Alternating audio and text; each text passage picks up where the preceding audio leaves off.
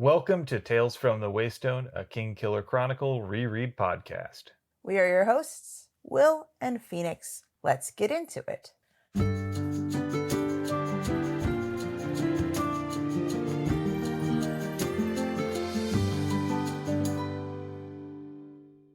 Welcome to Tales from the Waystone Season 2, where we're taking a brief break from The Wise Man's Fear to discuss Patrick Rothfuss's Bast-centric short story, The Lightning Tree. This short story first appeared in the 2014 anthology Rogues, edited by George R.R. Martin and Gardner Dozois, and will receive a standalone expanded release here just a few days after this drops, so... Like a week? That's a few.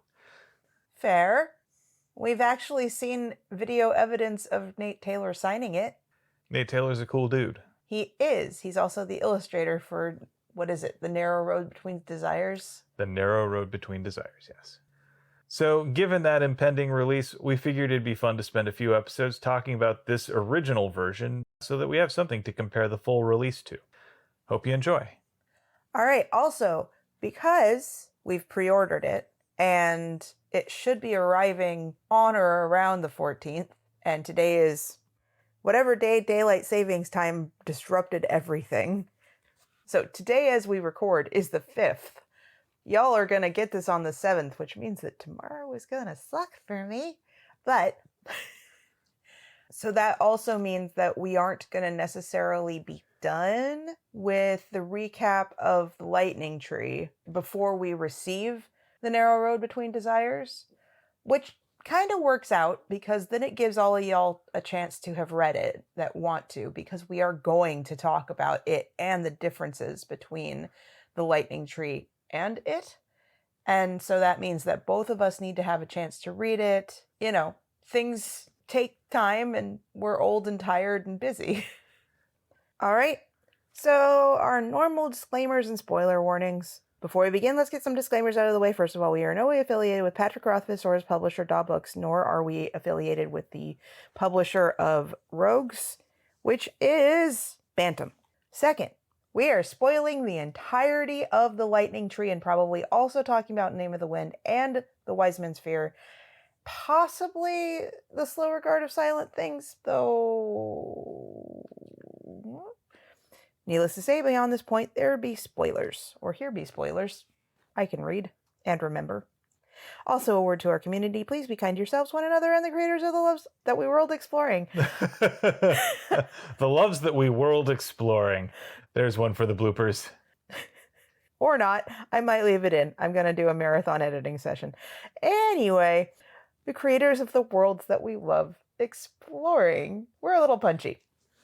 Thanks, daylight savings time.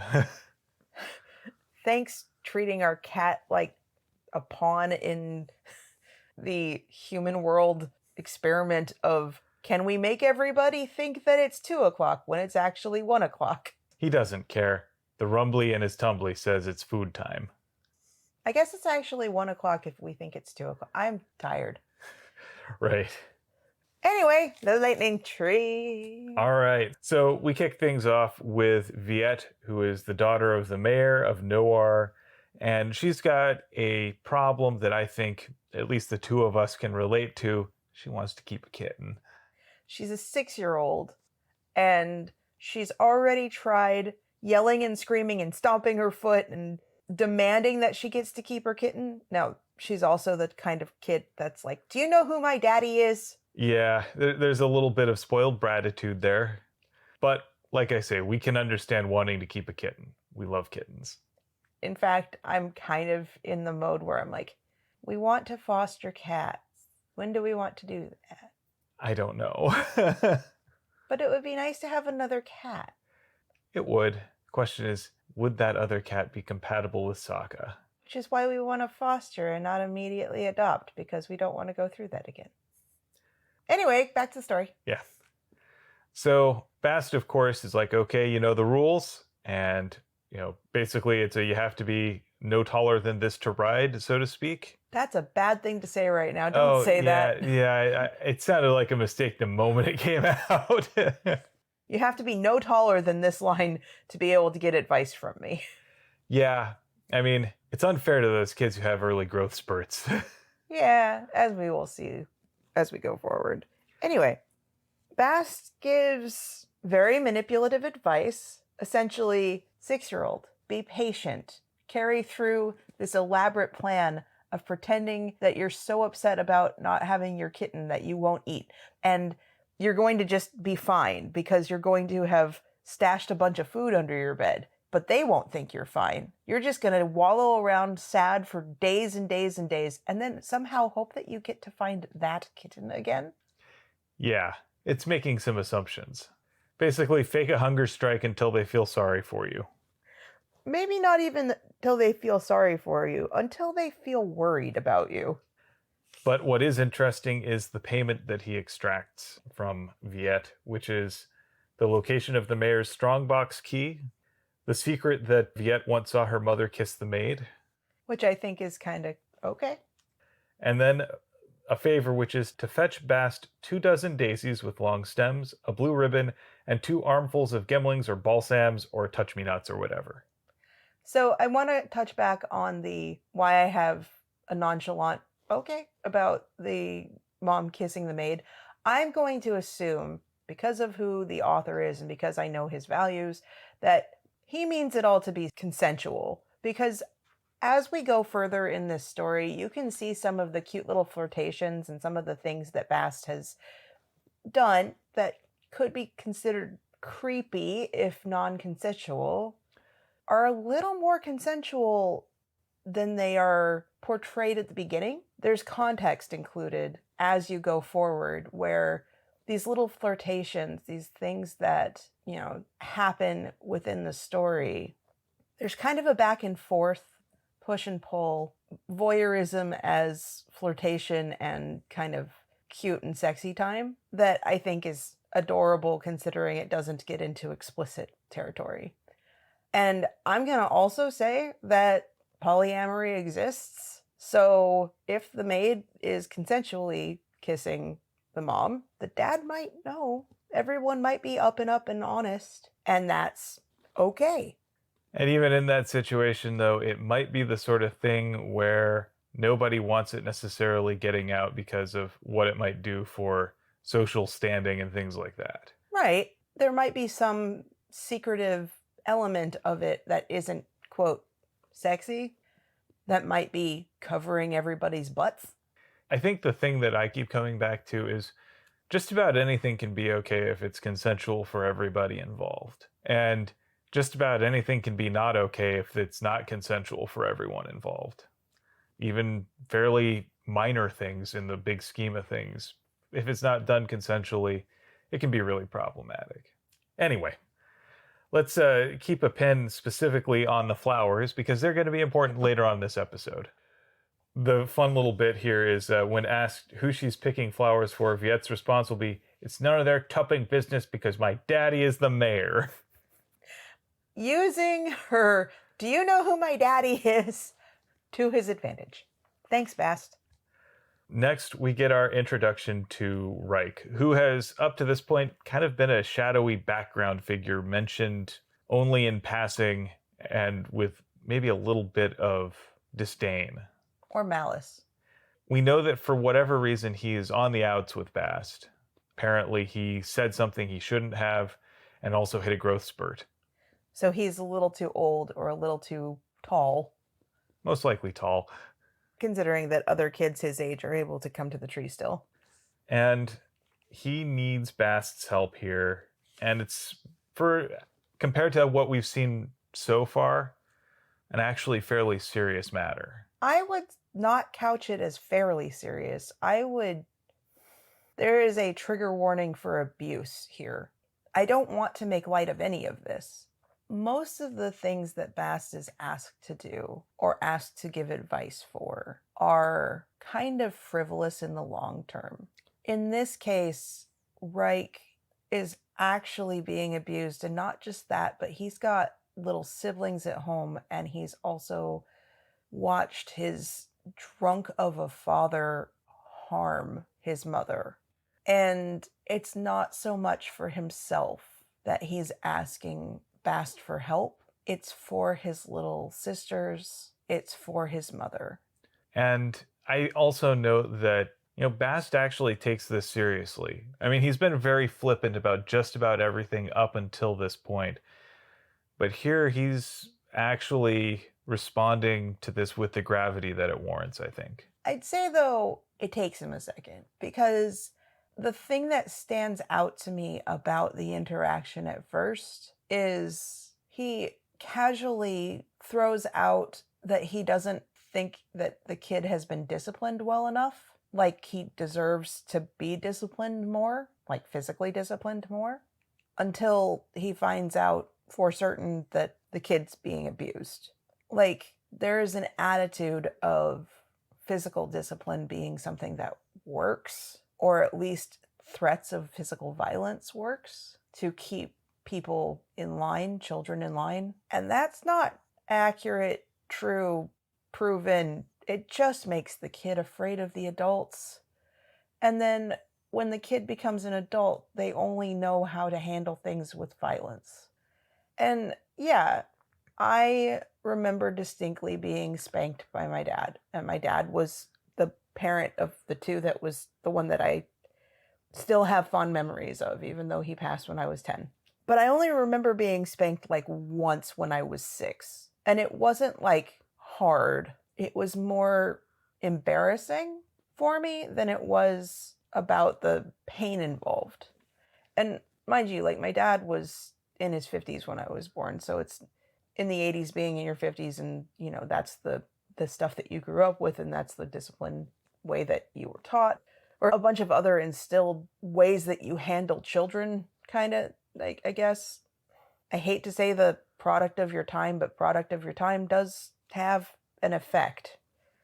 So Bast is flippant about suggesting that Reich needs more physical discipline until he finds out that Reich has been hurt physically by someone who should be taking care of him.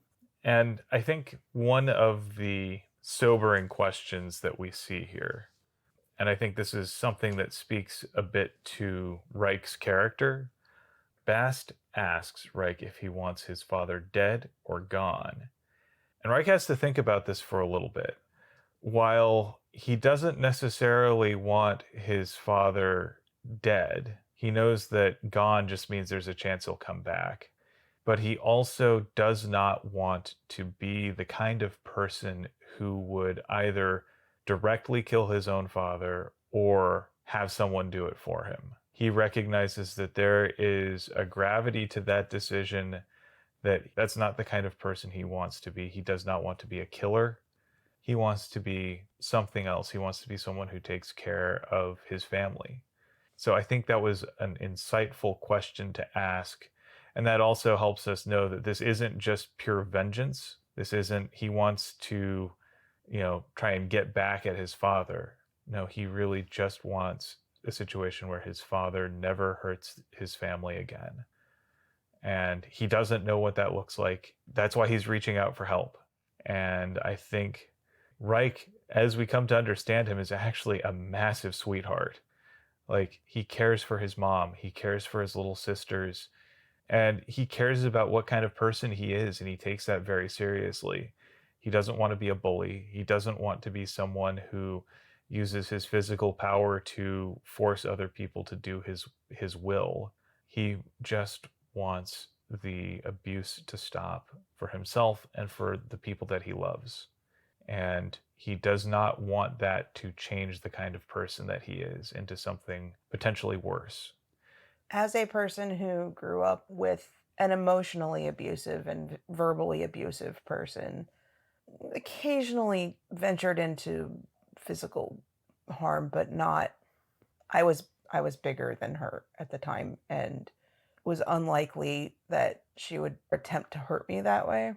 But as a person who grew up with, like, as a teenager, dealt with someone with mental instability that led to her being an abusive Fork. I would never have physically harmed her or attempted to end her life. But I distinctly remember knowing that if a life-threatening emergency were happening to her, I might not prevent it from happening before I called for authorities. I am not proud of that, but at the same time, I needed it to not keep happening. I needed it to stop. I needed it to not be the consistent thing that happened in my life. To the point where I went from someone who was unpredictable to someone who was very controlling and very predictable, but also not very nice. Again, I wouldn't ever wish harm on another person. And I never went through a situation where there were bruises on my back or, things that were send me to the hospital things. I dealt with things that are like years and years of therapy to go through before I can kind of, deal with it and handle like my own challenges due to it. And so reading about a kid who is being harmed is really tough on me. And I can definitely see where he's got this huge moral, I don't know what to call it.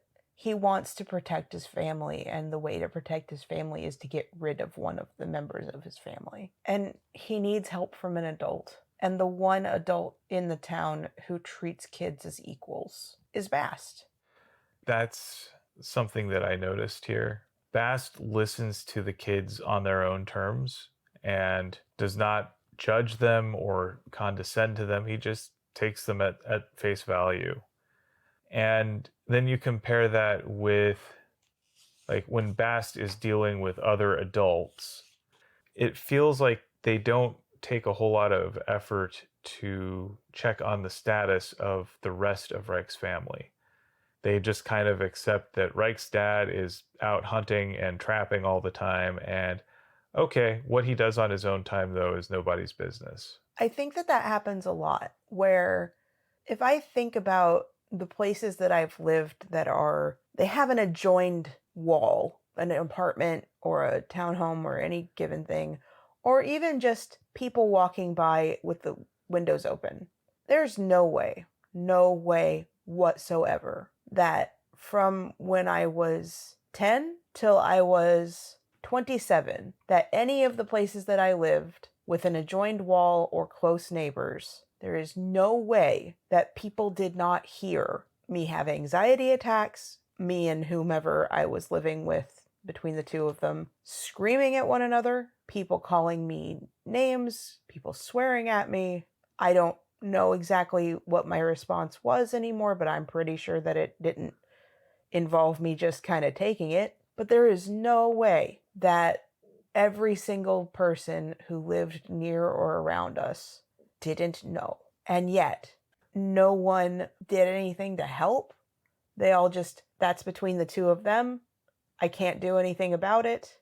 The only time I can remember something that may have been a subtle attempt at helping was having a pamphlet stuffed in between the handle of my door and the door jamb. That was something about religious counseling.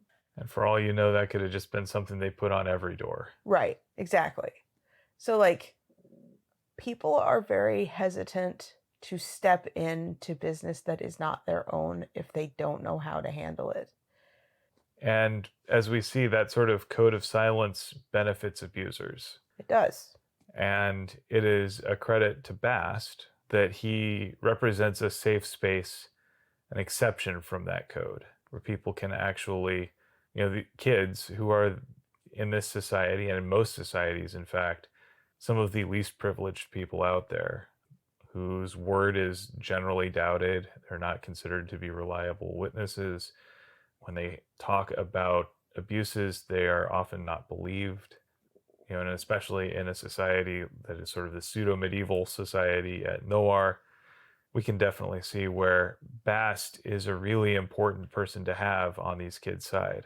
So Bast does agree to take the case, and he knows it's not going to be easy, and he's going to charge Reich heavily for this, but he does agree that none of the cost will fall on Reich's family. This is something that Reich is doing willingly of his own volition, and he will not see his family penalized for it. So he is taking responsibility for this choice. Again, this tells us a little bit about who Reich is as a person. Like I say, he's actually a pretty big sweetheart. Do you have a list of what the requirements that Bast extracts from him are? First ask is a river stone with a hole in it, dry on the shore. A fairy stone, as it's also known. So Reich heads off for this, and meanwhile, Braun, the baker's kid, returns with 2 sweet buns on a handkerchief. Bast eats one and sets the second aside. Then Viet returns with the flowers and a fine blue ribbon, and Bast weaves the daisies into a crown, threading the ribbon between the stems. So then Bast ends up making a bindle from his shirt, and then he stuffs in the touch-me-nots, the handkerchief, and the crown so that he can carry them all together and conveniently go around shirtless, which I don't think he minds. I think he does that on purpose. Yes. So he makes his way to Emberly's bathing spot and manages to catch her as she starts her bath, and he climbs up into a tree and starts sending the little touch-me-nots down the stream. And he's actually made them change color from yellow and reds to blue. And I think that's to suit Emberly because I think he's aware that blue is her color. He is a clever observer. I wonder if this is a case of, like, this is just a natural chemical reaction that these flowers might have to pH balance in the water or whatever, or to the acidity on his breath or whatever. I mean, hydrangeas do change color depending on what you put in the soil for them, because they will either be blue or pink or white depending on the pH level. This, I think, is way more implied to be fey magic. Fey magic is what we think of when we think of high magic. When we think of being able to manipulate nature and to be able to create wonder. And I think that's more Bast's style than doing anything alchemical, much to Kvothe's chagrin. So here's the other question. Do you think that this is glamoury or grammarly? I think it's likely that he changed what is and not what it appears to be. So, grammarly. Always worthwhile conversation to have in these sorts of things. So, at first, Emberly is kind of enchanted by these petals that are floating down the stream towards her. And this is all interrupted when Bast falls out of the tree. Do you think that he fell out of the tree on purpose? I kind of get the impression that he does nothing by accident. That's true. I also think that when it comes to these flirtations, none of them are accidental. None of them have details that should be ignored. One of said details is that Emberly dresses in cornflower blue. Bast has changed all of these petals upstream to being a pretty blue for her. Bast climbs a tree and then mysteriously falls out of it.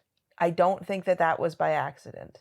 But there are some other details that are stated in here as well that call back to when Bast took his bath.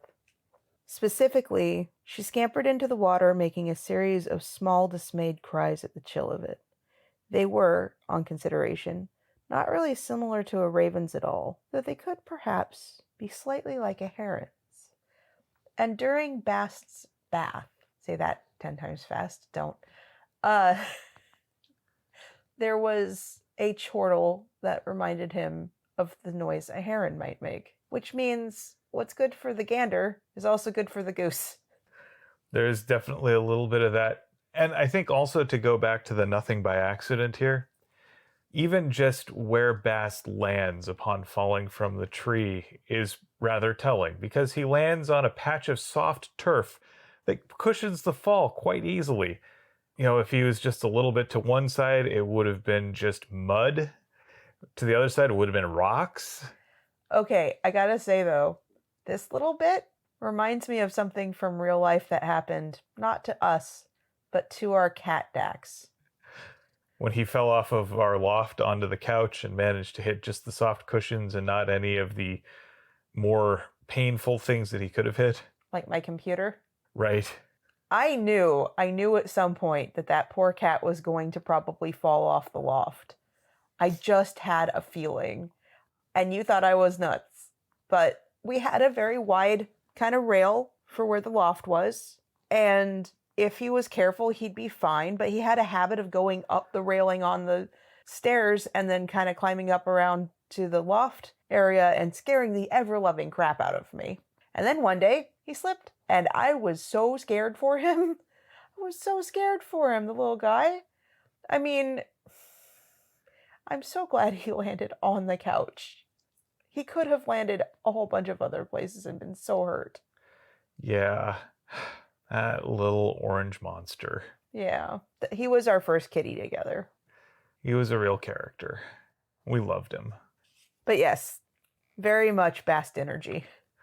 So Emberly hears this commotion and approaches, and Bast gifts her with a sweet roll, and then also this crown that he has made. And then the punchline, "Did you steal my soap?"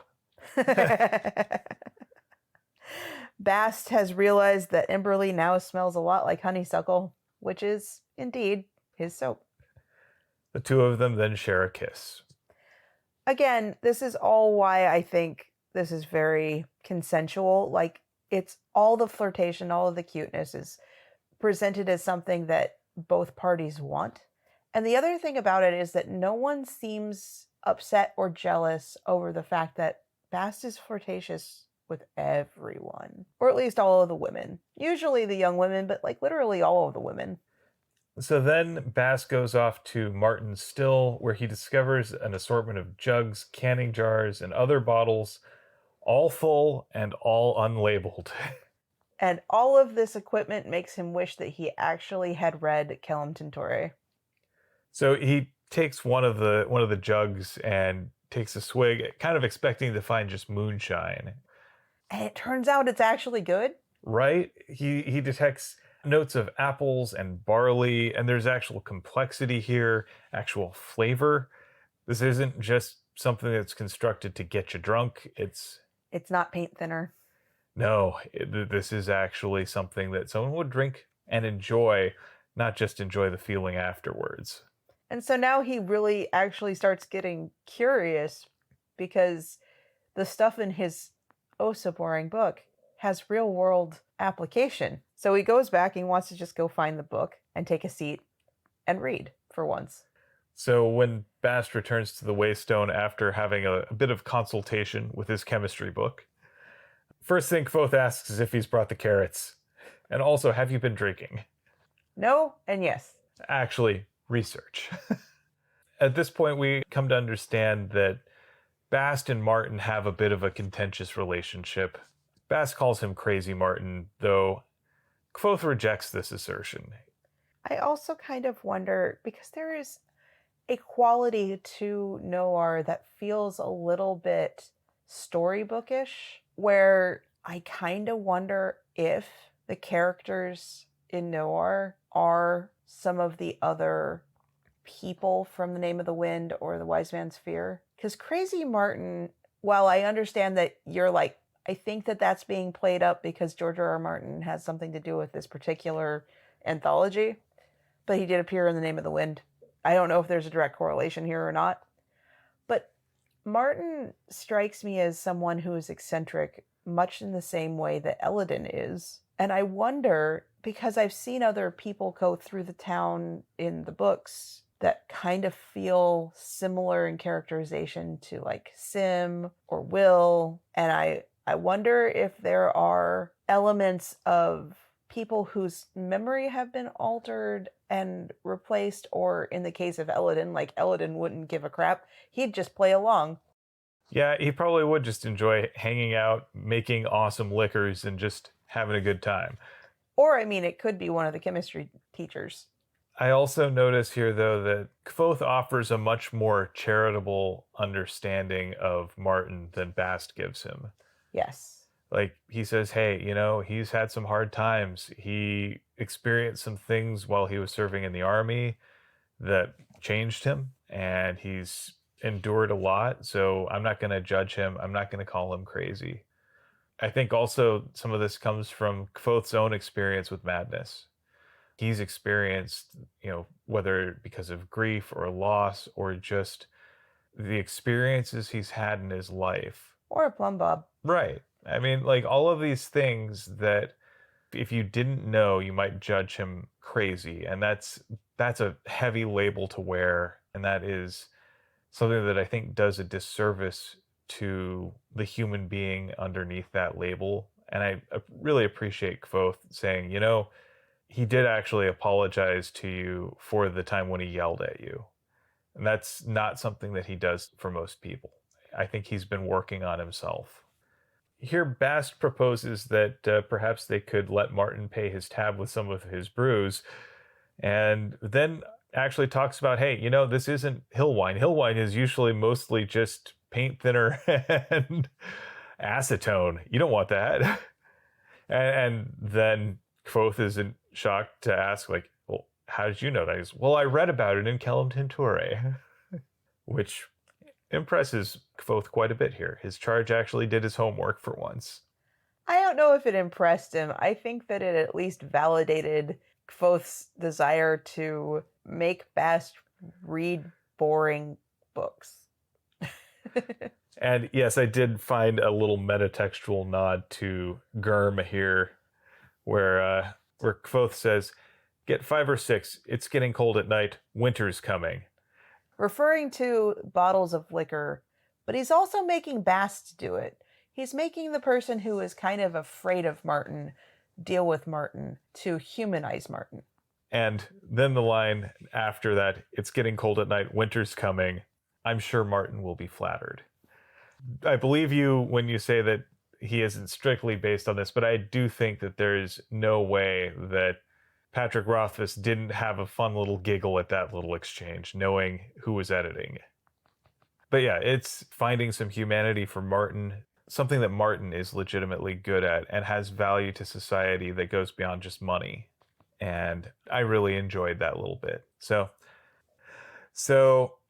when Bast returns to the lightning tree, Reich is there, and he's there early with the river stone. Reich is serious about this. This wasn't a lark, and he didn't do any complaints or anything like that at all. He just wanted to make sure he understood the bill, and he fit it. The next thing that Bast needs is a needle borrowed from a house where no men live. Now, it can't be bought or stolen. It has to be lent. This is a little bit of a snipe hunt, I think. There's a little bit of that, and, there's a little bit of back and forth as they try and figure out what qualifies in this case. I'd also like to point out, though, that I think a lot of fairy payment or cost is a snipe hunt on purpose. I think that the price exacted for the services is a little bit of, and I don't love this part about Guardians of the Galaxy, even though it's funny if you don't think too hard about it, which is the stealing people's prosthetics that Rocket does not need, because that is a harmful thing to instill upon people who rely on said prosthetics, but not to be a complete killjoy. I think in some cases, these are tests that Bast is giving these kids to make sure they're serious about the thing that they say they want, more than a strict requirement, because Bast has to think on his feet when Wright comes up with an answer quickly. Well, and I think also it's worth noting here that if we look at this particular requirement through that lens of a test, what this means is it's testing Reich's ability to respect consent from someone who may not necessarily be guaranteed to be friendly at first blush to him. Like someone who does not particularly care for men, so you got one strike against you. How are you going to deal with this person respectfully? And how are you going to work with them to get what you want or need? Again, this is basically testing his ability to behave with character, to not be a bully. To be a diplomat. Yeah.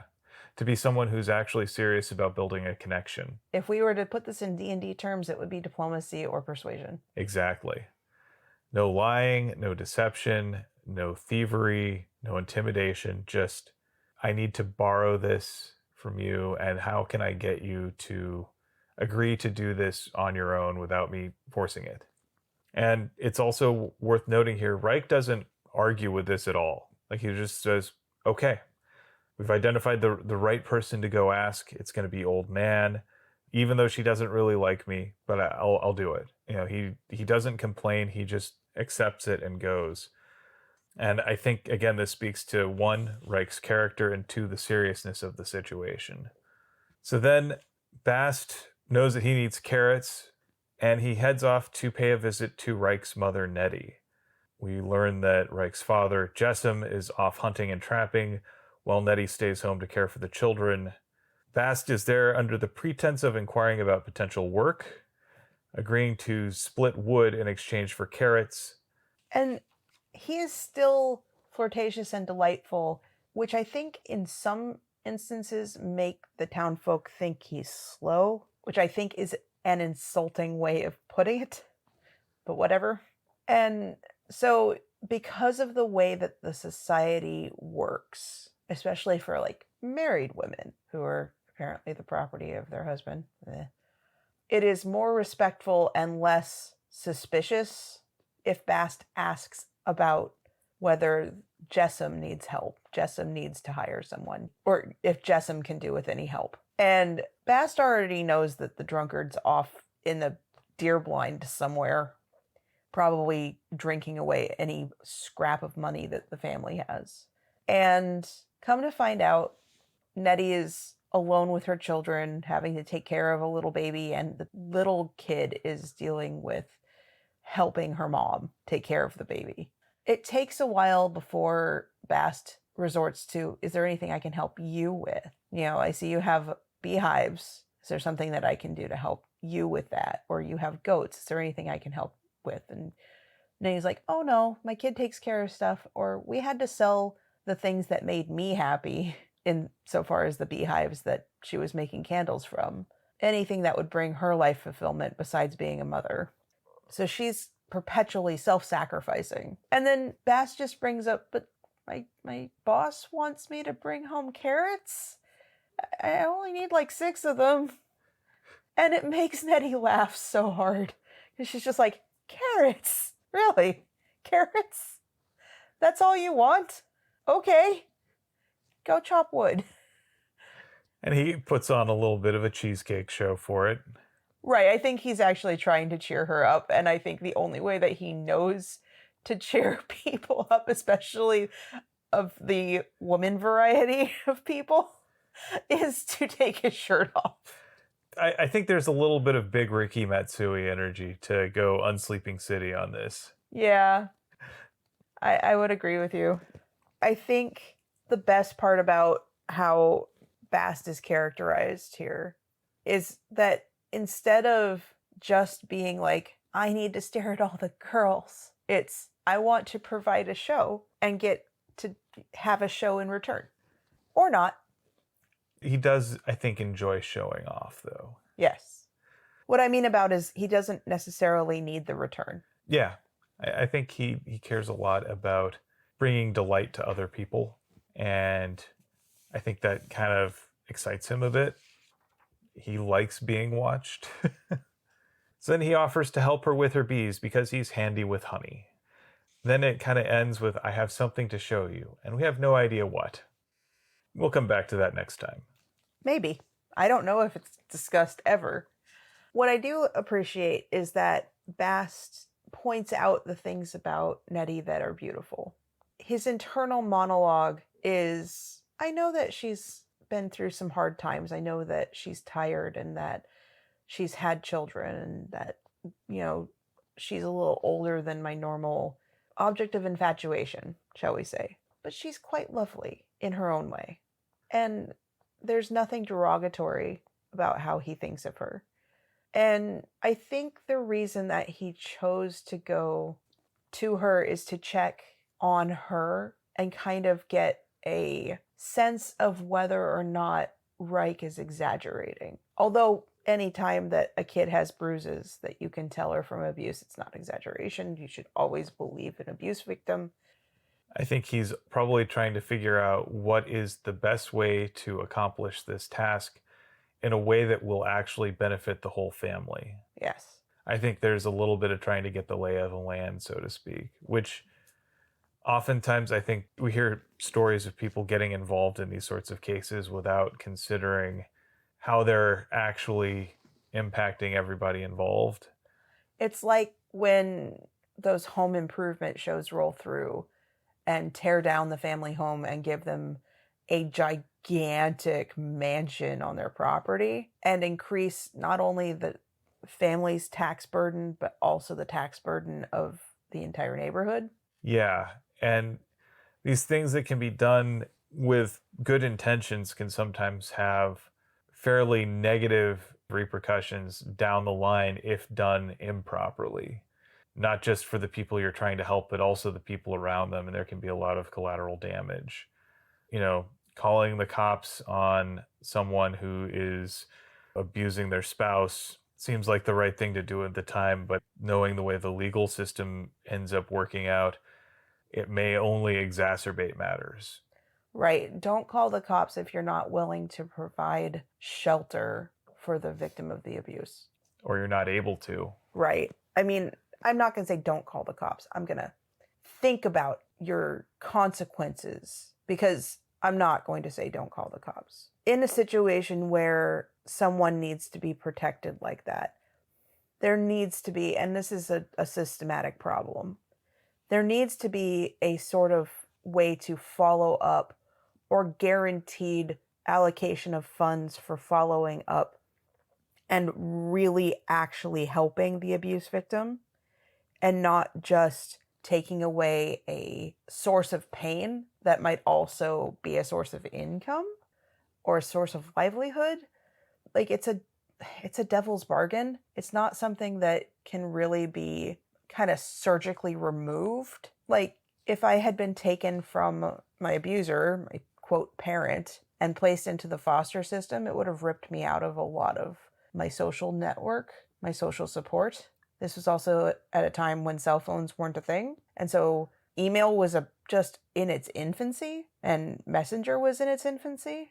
On one hand, you're doing them a huge service, and on the other hand, you're doing them a huge disservice. And as soon as the situation is put back into this guy's been released, the amount of rage that has been caused can be so much more detrimental to the person dealing with the abuse.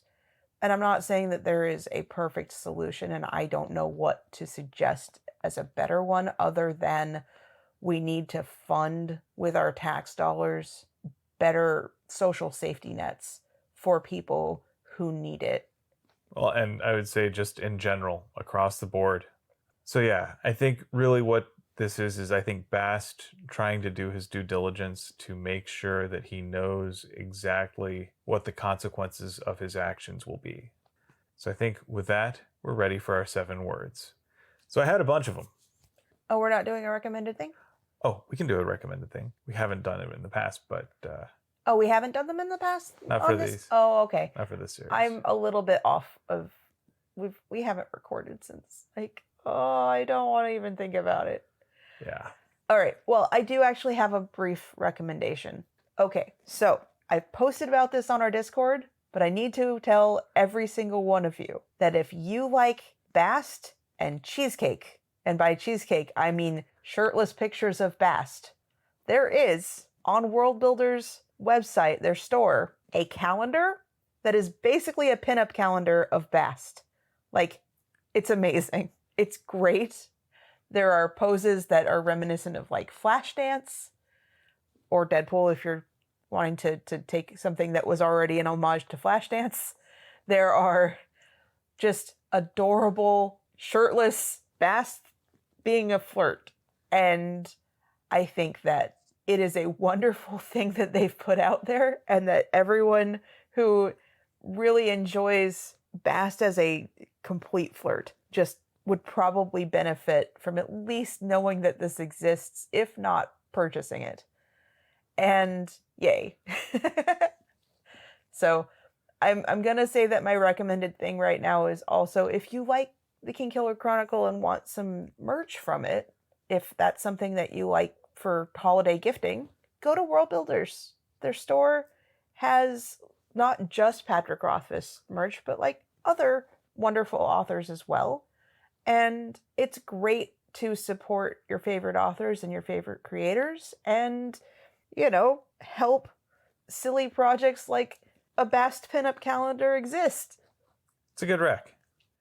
Now we can do 7 words. All right, so I've got a lot of them. First, we have very well then, you know the rules, and so do I. And mind you, yours is from the book. Yes.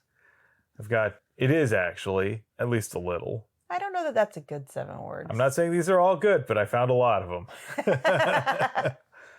I have, if he says no, don't be angry, but remember to act tired, no playing. Then, I saw Mama kissing the maid once. Then, we live in the ash of nowhere. I just needed to talk to you. I never knew my ma could sing. That one's heartbreaking because it's Reich saying, when we thought that my father had fallen out of his tree blind and was never coming back, it was the happiest time that we've had as a family. I didn't know what my mom looked like when she was happy. Yeah, I didn't know that she would sing when she was happy. Then we have, if he goes, he won't stay away. Then we have, do you want my help or not? Then we've got, you're so much lovelier than I'd imagined. And then, there is something of apples about it. Then, Bast, have you brought the carrots? And then we have you actually been reading Kellum Tenture? Then, where did you get some to taste? Then we have, it's getting cold at night, winter's coming. Yeah, I mean, that's the point at which you're like, yeah, you're going to hit me in the face with the fact that Bast stole from Martin. She has to lend it to you. Then, call me if she starts to fuss. And finally we have, I'm a dab hand with honey too. What one's your favorite? I think my favorite is, you're so much lovelier than I'd imagined. I think mine was the reference to winter is coming. Yeah, that one is pretty funny too. Anyway, I have 2, and they both happened today because I kind of forgot that we were doing this. Oops. Well, not that we were recording, but that we did the 7 words and that it was my turn to do the 7 words from life. Oops. Oops. Oops. So the first one I'm going to reference is actually not my 7 words, but I think it's still worth kind of having a little laugh over, mostly because you and I spent a decent amount of time before recording going, where did we put the book? Uh-oh. So that one is, we have exhausted all the normal spots. Because we went looking all around the house, trying to find a rather large book, actually. Turns out it was in my suitcase. Which is weird because you didn't take it with you. Right. Like I say, we exhausted all the normal spots. It was under a bunch of paperwork, which was on top of a laundry bag, which was on top of your closed suitcase, with what you insist are clean clothes that were stuffed in a suitcase with dirty clothes that I still need to have access to clean.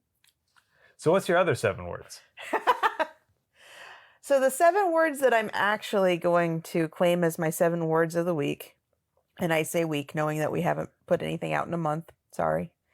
Get a load of this little shirt head. This, of course, is in reference to Sokka, who woke me up this morning by attacking my face. He has not handled the time change well. Let's put it that way. It's like, what do you mean you're making me wait another hour for my food? I don't understand. This isn't okay. Yeah, he was not happy with me. Now, granted, he batted at your face because we are trying to keep him from digging into the space between the bed frame and the slats so that he won't destroy the slats. And it is a challenge, shall we say. Yes, it is. So, well, with that, I'd like to thank you for potting with me. Thank you for potting with me. And thanks for listening to Tales from the Waystone. Join us next time on Tales from the Waystone as we continue our break and spend some more time finishing up the lightning tree.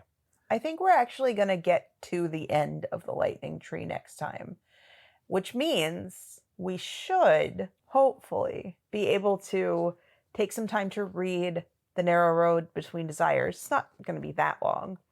And then we can maybe give our initial thoughts and go into a breakdown of it and a comparison between it and the lightning tree. Sounds like fun. So we would like to thank our friend Shawnee Jang for our theme music.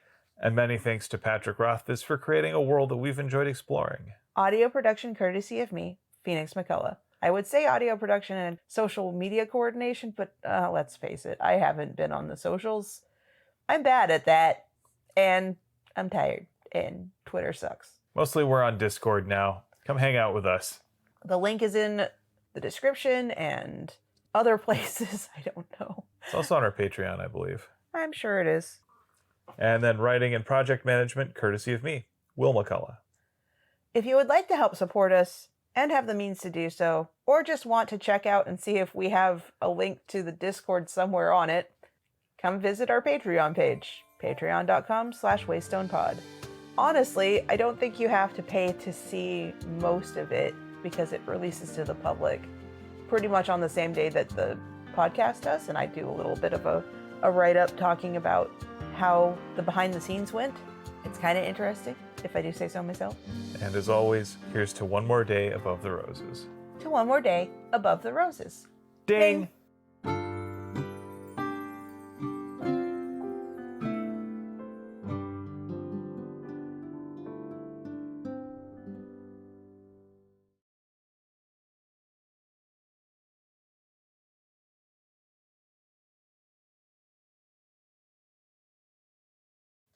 Making sure we're actually recording because that could be terrible. Yep. We're out of practice!